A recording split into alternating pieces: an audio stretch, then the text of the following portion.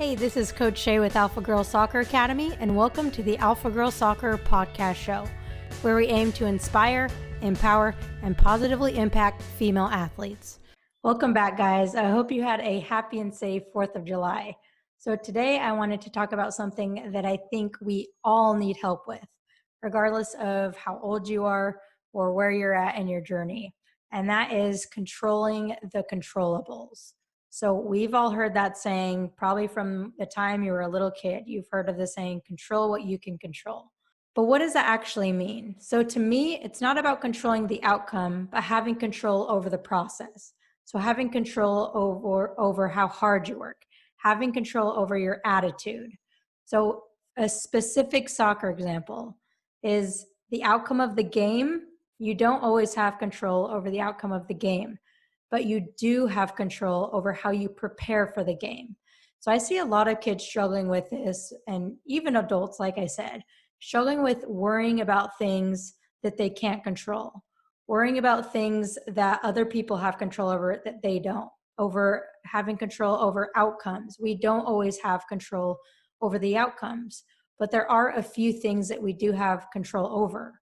And when it comes to making mistakes, that is one of the most common things that players struggle with, is feeling like they always have to have control over making mistakes. Nobody wants to make mistakes, right?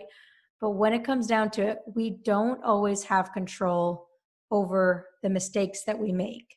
But what you do have control over, and this is super important, is you do have complete control over how you respond to those mistakes. So yes, you may get the ball taken away from you. Yes, you may miss the shot. Yes, you may fail your test, right?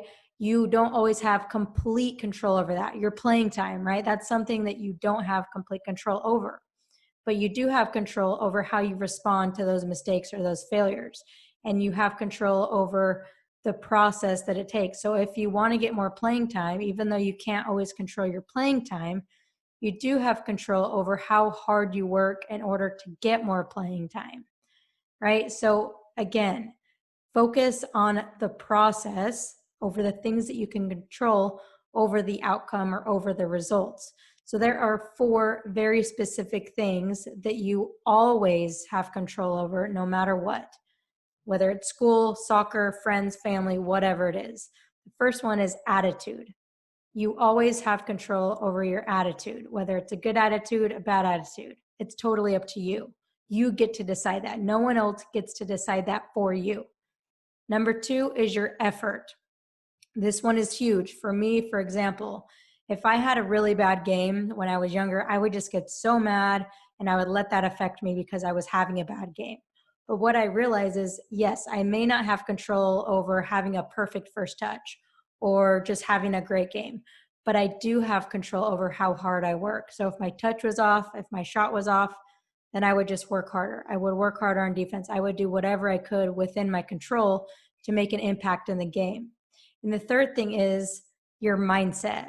So along with your mindset is, like I said before, is how you react to your mistakes on and off the field. You have control over your mindset, you have control over your thoughts, and you have control over your own beliefs. And that can be super powerful. It's not always easy to change your mindset and to change your thoughts and to change your beliefs, but you do have control over it if you work hard to change it for the better. And the last thing that you always have control over is how you treat people. So this is kind of like a bonus, right? You're thinking, well, why does this matter for soccer? This is huge, not just for soccer, but for anything, right? We don't have any control. We have zero control over how people treat us, over how people perceive us, but we have full control of how we treat other people. And that's huge. It can be huge if you're on a team. How you treat people can determine if you're a good teammate or not, if people want you on their team. When you're done playing, it goes huge into the workplace, right? How you treat people a lot of times will determine your success. Well, I'll say that again. A lot of the time, how you treat people will determine your success. So don't worry about how other people treat you. They're going to treat you how they want to treat you. But if you treat people how you want to be treated, then it's going to come back full circle.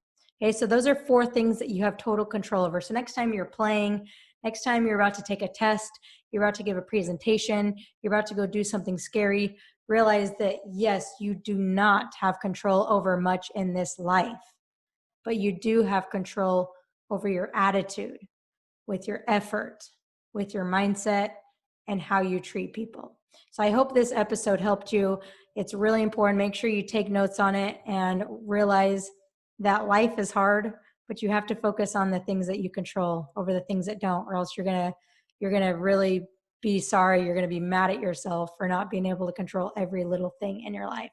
So I hope that helped. If you have any questions, reach out to me on Instagram, reach out to me on Twitter, reach out to me via email, and I would love to help you. And we are starting our new group confidence coaching program on July 10th. So it's coming up very soon. We only have a few spots left. So please, if you're interested in this, I'll post a link below this in the show notes below to book a free call with me to learn how I can help you, or if you're a parent, to learn how I can help your daughter. Like I said, we only have a few spots left. So please reach out to me there if you're interested in joining our group confidence program starting on July 10th.